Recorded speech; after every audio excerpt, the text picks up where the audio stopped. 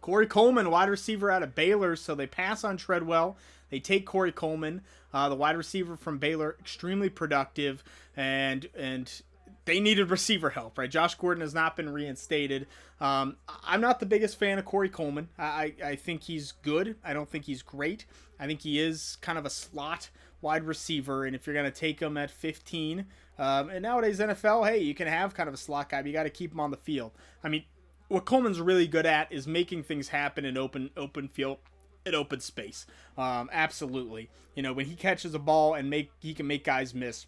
He plays a lot bigger than he is, and I think he can have a lot of success. Reminds me a lot of Brandon Cooks coming out. My kind of issue with Coleman is, can he play that perimeter? Can he play against press coverage? And I think when we saw people get physical with him, he did not play as well. Very productive and very good one-on-one, like I said. But I don't think he's going to be this elite stud wide receiver.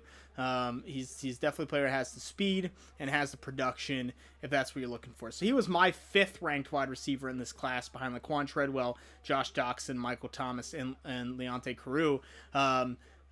I can understand taking him that high after the success that he had. I mean, some of these kind of highlight tapes of him making guys miss is phenomenal. And so if you can make that happen, if you can build an offense around that, you bring in Robert Griffin. Now you have kind of an exciting Baylor receiver to pair with RG3. That's kind of intriguing. But I am not really feeling that. I know, especially like fantasy wise for me, I try to stay away from those Cleveland Browns as much as I can. And luckily, I don't like Corey Coleman very much, so it helps me to stay away from him even more. Detroit on the clock at 16.